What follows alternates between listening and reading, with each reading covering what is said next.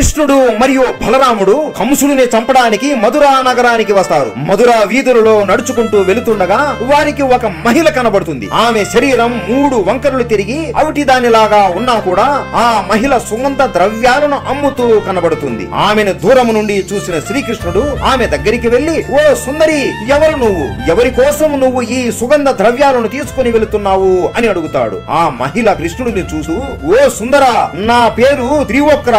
నేను సుగంధ ద్రవ్యాలని చేస్తూ ఉంటాను. ఇప్పుడు నేను ఈ సుగంధ ద్రవ్యాలని కంస మహారాజు కోసం తీసుకుని వెళుతున్నాను. ఇవి కాని రోజు నేను తీసుకుని వెళ్ళకపోతే నా ఎముకలు విరిచేస్తాడు అని బాధపడి ఏడుస్తూ శ్రీకృష్ణుడితో చెబుతుంది. ఆమె మాటలు విన్న కృష్ణుడు నవ్వుతూ, నాకు ఒక సుగంధ లేపనం ఇవ్వవా అని అడుగుతాడు. కంసుడు చంపేస్తాడు అని తెలిసినా కూడా కృష్ణుడు కళ్ళలో చూస్తూ నవ్వుతూ కాదనకుండా ఆమె ఇచ్చేస్తుంది. అది తీసుకొని, నాకు నువ్వు ఇది ఉచితంగా ఇచ్చావు కదా, నేను కూడా నీకు ఏదైనా ఇవ్వాలి అని ఆలోచించి ఆమె దగ్గరికి వెళ్లి ఆయన కాలి బొటన వేలుతో ఆమె కాలు బొటన వేలుని తాకి నొక్కుతాడు. అంతే, ఆమె శరీరం నుండి దివ్యమైన తేజస్సు వస్తుంది. వికారంగా 3 వంకరలు తిరిగి ఉన్న ఆమె శరీరం ఒక్కసారిగా ఒక అందమైన స్త్రీలాగా మారిపోతుంది. అది చూసి ఆ అమ్మాయి ఆశ్చర్యపోయి ఏడుస్తూ కృష్ణుడి కాళ్ళ మీద పడిపోయి ఏడ్చేస్తుంది. అందరూ జై శ్రీకృష్ణ అని కామెంట్ చేయండి. జై శ్రీకృష్ణ.